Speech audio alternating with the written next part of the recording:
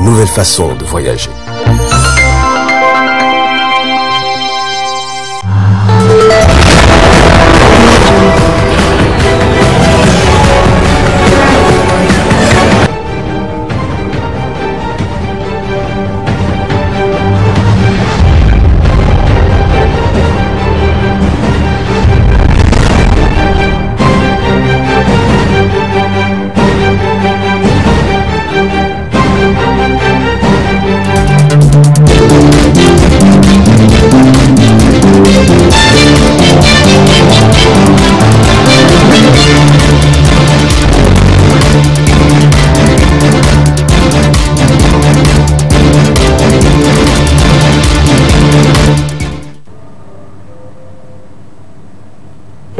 Bonsoir et bienvenue au rendez-vous de cette édition du soir sur la télévision Tambara. L'hôtel nous a servi de cadre ce matin à un atelier des cadres de santé organisé par Saltista Projet Aïr en collaboration avec le ministère de la Santé, de la Population et des Affaires sociales. Cet atelier présidé par l'inspecteur général de la Santé. Compte rendu Zainab Gagara et Abdulmouni Abdraman. Réduire le taux de mortalité chez les enfants de moins de 5 ans au Niger, c'est l'objectif visé à travers le projet R de Soltisa, financé par United avec le soutien de l'AFD au Niger. Un projet visant aussi à améliorer l'identification des détresses respiratoires chez les enfants. Engagé pour l'amélioration de la santé, le coordonnateur du projet R est revenu sur les principaux buts visés à travers ce projet. C'est un dispositif qui permet de diagnostiquer les enfants cas graves afin de pouvoir les référer au niveau des hôpitaux pour une prise en charge à temps. Donc après une période de mise en œuvre, aujourd'hui on s'est dit que du moment que ce projet a un volet de recherche, donc nous avons regroupé l'ensemble des acteurs concernés par le projet pour leur présenter les résultats intermédiaires de la recherche et d'autres aspects également du projet. Voilà, l'objectif visé c'est surtout de mobiliser les partenaires pour d'abord l'adaptation et l'intégration de l'oxymètre de peau dans les politiques nationales, mais également de surtout mobiliser les bailleurs pour un financement quand même à l'oxymètre de peau, afin de nous permettre à un passage à l'échelle. Parce qu'actuellement nous intervenons dans 2 districts sanitaires, Niamey 4 et district sanitaire de Dosso.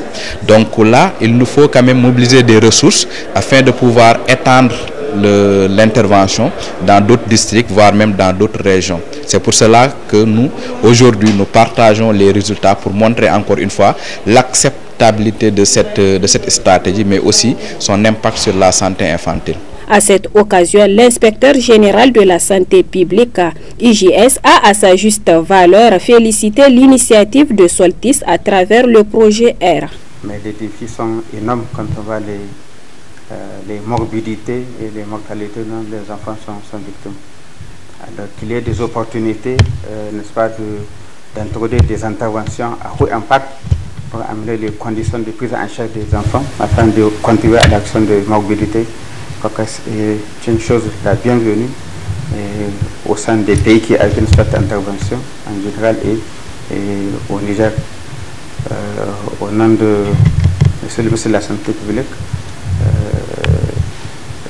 je remercie en tout cas le projet RNSA pour cette intervention et nous exhortons l'ensemble des parties prenantes au niveau de zone d'intervention de ce projet pour qu'il y ait une internalisation, une captation et comme j'ai entendu une transition et une mise à l'échelle, qu'elle soit faite, n'est-ce pas, la plus opérationnelle qui soit, afin que les enfants ne meurent pas, n'est-ce pas, des causes évitables de décès comme les infections respiratoires aiguës, notamment les tests respiratoires.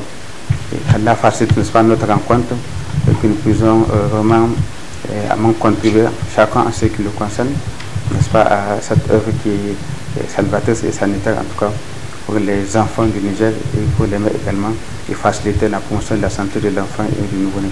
Espérons que ce projet qui couvre un centre de Dosso et un centre de la commune 4 de Niamey soit étendu à l'ensemble des autres régions du pays. Pour rappel, le projet R est un projet lancé officiellement par le ministère de la Santé du Niger, du Burkina Faso, de la Guinée et du Mali, afin de contribuer à l'amélioration de la santé des populations. Les principaux animateurs des marchés de la ville de Niamey ont animé ce matin un point de presse afin de montrer leur désaccord suite à l'apparition de la facture certifiée, le rehaussement des taxes professionnelles, la patente synthétique et le problème de passe avant. Suivant sa teneur dans cet extrait avec le SIG du Sénat. Nous pensons que lorsque le Premier ministre intime l'ordre à ses subordonnés d'écouter les structures syndicales pour pouvoir discuter par rapport à un problème d'ordre général, je crois qu'il est nécessaire que les ministres acceptent ce que le Premier ministre leur a dit. Très malheureusement, nous nous trouvons dans la même situation. On n'a ni été contacté, ni été écouté, encore moins être appelé pour entendre ce que, pour nous entendre, pour savoir ce que réellement nous voulons dire par rapport à la revendication. Nous n'avons pas voulu que cette situation soit là où nous sommes. Très malheureusement, certains l'ont cherché, mais je crois qu'ils sont en train de lui mettre des bâtons dans les roues. Tout en faisant comprendre que nous avons été écoutés, très malheureusement, devant vous, nous le disons, et devant quiconque nous allons le dire que nous n'avons jamais été saisis, encore moins écoutés par le ministre en question, pour qu'on puisse discuter aisément. Sinon, nous ne voyons pas le péché qu'un ministre soit, serait à même de ne pas nous recevoir, étant donné que nous avons une doléance qu'on avait soumise. Nous avons demandé une audience. On a fait jusqu'à 3 fois qu'on a repris la même lettre, pour rencontrer, pour être reçu par le ministre des Finances et pour discuter par rapport au problème. Et je crois que jusqu'à peu du contraire, nous n'avons été reçus que par la Chambre de commerce. Et également, deuxièmement, le problème concernant la douane, nous avons également écrit une lettre d'audience, une demande d'audience au DG des douanes. Jusqu'à présent, nous n'avons pas été reçus. Donc, je crois que le mécontentement qui nous oblige à être là où nous sommes, ce n'est pas de notre faute, ça ne nous arrange pas, ça n'arrange non plus pas les gouvernants, parce que je vois qu'il est une obligation pour le gouvernement de prendre en charge la question d'alimentation de tous les citoyens. Et il est important également, je n'ai jamais vu un pays dans lequel c'est le commerçant qui crie à la cherté de la vie, alors que nous, en tant que gouvernants, vous restez inerte sans pour autant réagir. Récemment, vous avez vu, certains nous ont fait cas de figure qu'il y a eu, des documents qui ont réduit significativement, je crois que les importations, sur le prix des marchandises. Je sais que vous allez me poser cette question. Je crois que ça, là aussi, le moment, durant le moment durant lequel ils l'ont fait, ils l'ont commencé le 22. Le 22, la circulaire est sortie le 22. Ils l'ont mise dans les machines le 22, d'ailleurs. Et maintenant, nous avons déjà ces produits sur le marché. Donc, la diminution qu'ils ont faite là, ça ne doit pas concerner déjà les produits qui n'ont pas subi le traitement, qui sont déjà sur le marché. Donc, nous avons souhaité que le gouvernement appelle les importateurs pour leur dire, voilà, moi je vous ai fait tel acte, tel geste. Maintenant, à votre niveau, voilà ce que je peux faire. Il faut les appeler, discuter avec eux. Même s'il y a lieu de subventionner leur marge de bénéfice, leur dire, voilà ce que nous avons calculé, peut-être ça peut être votre bénéfice. À partir de maintenant, vous vendez le même prix que vous le vendez, même s'il y aura les marchandises qui vont rentrer. Là, je crois que l'équation est résolue. Mais si vous réduisez à partir du 22 et que les gens sur le marché disent qu'ils n'ont pas vu de changement, c'est bien normal que les gens s'inquiètent. Et là, également, le gouvernement doit expliquer aux citoyens qu'ils ont fait de leur mieux, mais il y a encore quelque chose qui reste à faire, c'est de retrouver les commerçants, discuter avec eux, leur dire, voilà, je vous ai fait un geste, vous à votre niveau, voilà ce que je suppose comme votre bénéfice. Ils subventionnent le bénéfice. Maintenant, il leur dit, à partir de ce moment, vous vendez ce prix à tel prix. Maintenant, le comité qui est chargé de contrôler les prix, maintenant le comité soit mis en place, même s'il est inexistant, le comité soit mis en place et que maintenant, par des hommes qu'il faut. Maintenant, le comité surveille pour que les citoyens que nous sommes bénéficient de cette gratuité. Ouverture samedi dernier au Centre international de conférence Mahatma Gandhi de Niamey de la 21e édition de la Semaine du cinéma par le ministre de la Culture. D'autres précisions avec Mohamed Issifou et Ibrahim Kantama. Placé sur le haut parrainage du président de la République du Niger, M. Mohamed Bazoum, cette semaine du cinéma est un rendez-vous annuel de tous les acteurs de l'industrie du cinéma africain, qui a pour objectif de promouvoir et de rendre accessible au grand public les différentes œuvres cinématographiques de l'Afrique et de la diaspora, a rappelé le ministre de la Culture à l'occasion de l'ouverture de la 2e édition de la Semaine du cinéma. Cette 2e édition intervient dans un contexte marqué par un fort engagement des plus hautes autorités de notre pays à accompagner le cinéma. Engagement ayant fait suite aux résultats engagés par le cinéma nigérien à la dernière édition du FESPACO qui s'est tenue en octobre 2021. Je voudrais profiter de cette tribune pour remercier très sincèrement Son Excellence M. Mohamed Bazoum, président de la République, chef de l'État, pour l'appui important qu'il a apporté à l'organisation de la présente édition. Conçue comme un marché de films, la Semaine du cinéma offre aux professionnels de l'industrie cinématographique, en particulier les producteurs, les distributeurs et les diffuseurs, un cadre pour le réseautage. Cette édition sera marquée par des sessions de formation en scénarisation, production, actorat et ingénierie du son à des jeunes cinéastes à travers des tables rondes animées par des professionnels aguerris des différents métiers de cinéma et de l'audiovisuel. Ces formations seront accompagnées de bourses d'études en cinéma au profit de jeunes cinéastes qui se feront distinguer, mais également de la dotation en matériel de production aux jeunes réalisateurs au sortir d'une sélection rigoureuse en vue de les rendre autonomes. Pour sa part, la réalisatrice Aïcha Maki a d'abord exprimé toute sa gratitude aux hautes autorités de la République du Niger pour leur engagement pour le développement de la cinématographie au Niger et a rendu un vibrant hommage aux forces de défense et de sécurité ainsi qu'aux premiers cinéastes du Niger. Au cours de cette ouverture de la semaine du cinéma qui durera du 26 mars au 2 avril 2022, des bourses d'études ont été attribuées aux jeunes cinéastes du Niger ainsi que des kits matériels qui seront donnés pour les rendre autonomes de la production des films. Suite au forum sur la paix qui s'est tenu à Tillabéri le samedi dernier, nous avons pris la réaction d'un élu de la dite région qui a aussi participé à ce forum. Il s'agit de l'honorable Samari Amarsingue dit Amadou Amadou. Le forum qui s'est passé à Tillabéri le week-end passé, c'est un forum qui est organisé par les sortissants de la région de Tillabéri. Toutes les bords confondus. C'est un forum apolitique. Et vraiment, les gens de Tillabéri qui sont été, ils sont tellement satisfaits de manière que tout le monde l'entend, tout le monde dit qu'on n'a jamais organisé tel forum à Tillabéri. Le premier thème, c'est la sécurité. Le deuxième thème, c'est la cohésion sociale. Tu sais, l'insécurité, c'est un phénomène, une fois il est arrivé dans le pays, je vous dis, il faut s'entendre à tout ce qui reste. Première chose, ça va infecter la cohésion sociale. La cohésion sociale, ça va être très fragile. Et c'est ça qu'on a évité pour aller penser ce forum. Et dans ce forum-là, vraiment, on l'a montré, cohésion sociale. Parce que Tillabéri, c'est un rare de régions qui ont toutes les ethnies. Et tous les ethnies, ils ont leur base. Raison pour laquelle que je dis Tillabéri, la sens là qu'on veut utiliser maintenant pour que la cohésion vienne à Tillabéri. Maintenant, ce qu'on est en train de chercher au Tillabéri, je pensais qu'hier, on a eu les pistes. Les pistes là, on ne laissera pas. Tu sais, le problème d'un pays, partout au monde, c'est les intellectuels.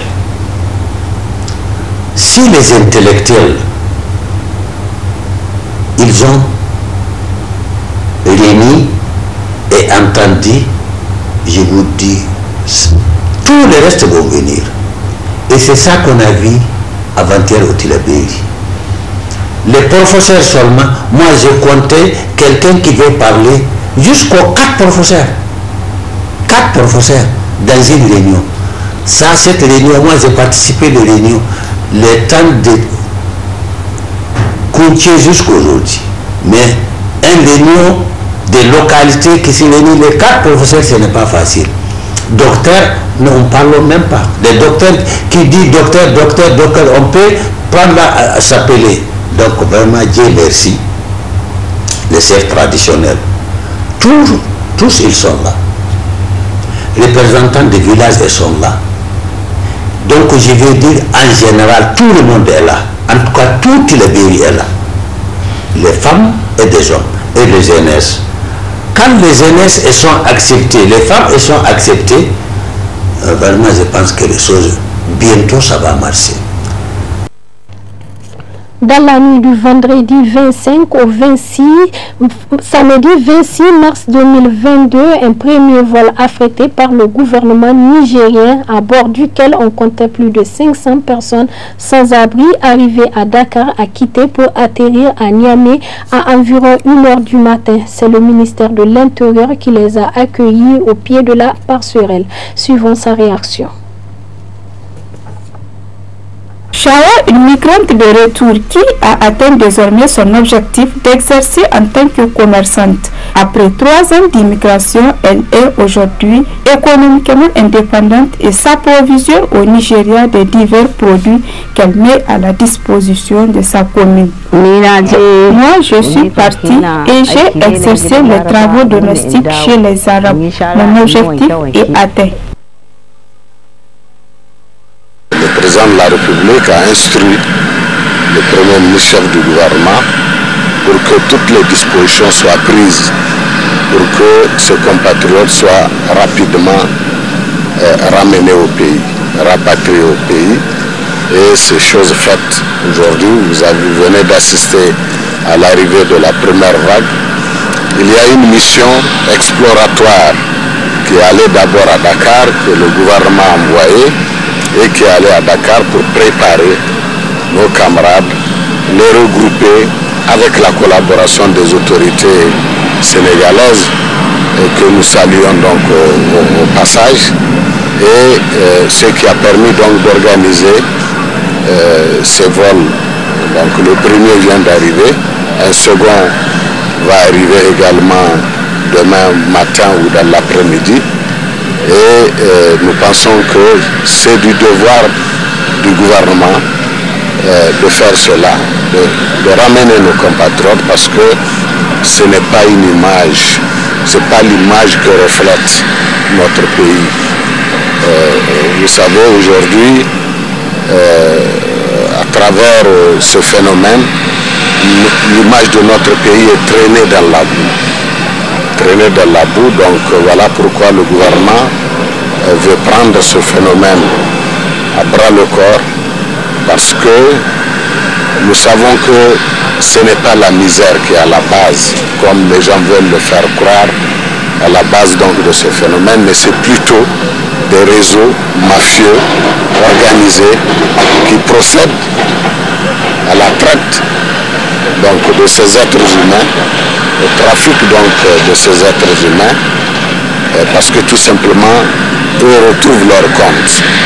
Vous avez dû voir des petits enfants à qui on ne donne aucune chance d'aller à l'école. Parce qu'il y en a qui ont été retirés des classes pour voyager avec. Il y en a également qui devraient attendre paisiblement l'âge d'aller à l'école, mais qui n'auraient pas eu la chance d'aller à l'école. Ce qui n'est pas bien pour notre pays, ce qui n'est pas bien pour ses enfants. Donc le gouvernement va prendre des dispositions rigoureuses, vraiment rigoureuses, pour que ce phénomène s'arrête. Nous sommes à la fin de ce journal. Merci de nous avoir suivis. Au revoir et à bientôt.